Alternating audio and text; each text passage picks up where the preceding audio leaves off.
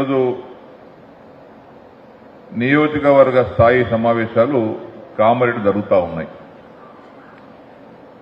బాన్స్వాడతో మొదలైంది, జూకల్ అయిపోయింది, ఆందోళన కాన్ఫరెన్స్ అయిపోయింది, నిన్న నారాయణఖేడ్ అయింది, ఈరోజు కామారెడ్డి అవుతుంది, ఎల్లారెడ్డి అవుతుంది, రేపు ఎల్లుండో లాస్ట్ జైరాబాద్ అవుతుంది. మనం ఇంతటితోటి దీన్ని వదిలిపెట్టవద్దు. నేను గమనించాను, మీరు గమనిస్తున్నారు అనుకుంటాను. బహుశా భారతదేశంలో ఒక ప్రభుత్వం ఏర్పడ్డ తర్వాత 2 ఏళ్లకో 3 ఏళ్లకో 4 ఏళ్లకో 5 ఏళ్లకో ప్రభుత్వం మీద ప్రజలకు అసంతృప్తి ఏర్పడుతుంది. మనం 10 ఏళ్లు పనిచేసినాం. కేసీఆర్ గారి నాయకత్వంలో దేశానికి ఆదర్శవంతమైనటువంటి పరిపాలన అందించినాం. మనం తప్పు చేయలే.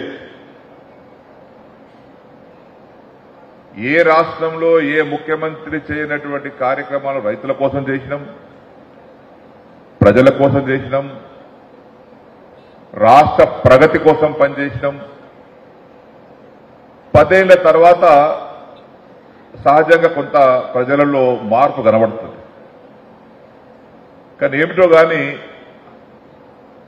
ఈ ప్రభుత్వం వచ్చి 4 మాసాలు కూడా కాలేదు. ఈ 4 మాసాల లోపట్నే ప్రజల మనసులలో ఎందుకు ఓటేశాం రా అని అనిపించుకునేటువంటి పరిస్థితి ఈరోజు మనకు స్థానికంగా కనబడతా ఉంది. అయ్యో పొరపాటు చేసినాం, దేవుళ్ళ లాంటి కేసీఆర్ను ఓడించుకున్నాం, ఇలా మాయ మాటలు నమ్మినము, మోసం చేసిండ్రు అని మా ఆడబిడ్డలు బాధపడుతున్నారు, రైతులు బాధపడుతున్నారు, మా ముసలమ్మలు బాధపడుతున్నారు, యువకులు బాధపడుతున్నారు. ఈనాడు ఆఖరికి పరిపాలనలో ముఖ్య పాత్ర వహిస్తున్నటువంటి ప్రభుత్వ ఉద్యోగులు కూడా బాధపడుతున్నారు.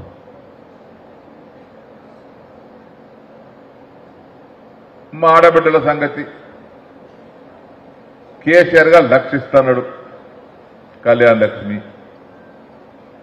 మా ఆడబిడ్డలకు రేవంత్ రెడ్డి గారు మోచేతుకు బెల్లం పెట్టిండు.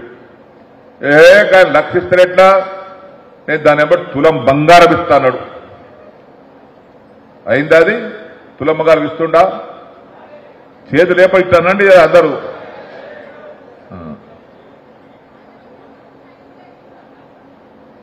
18 సంవత్సరాలు దాటినటువంటి ఆడబిడ్డలకు అందరికీ నెలకు 2,500 రూపాయలు ఇస్తాడు. ఇచ్చిండా? ఆడబిడ్డ పేరునే ఇండ్ల జాగాలున్న వారికి, జాగాలు లేని వారికి జాగాలు ఇచ్చి, జాగాలున్న వారికి ఇందిరమ్మ ఇల్లు ఇస్తాడు. ఇచ్చిండా?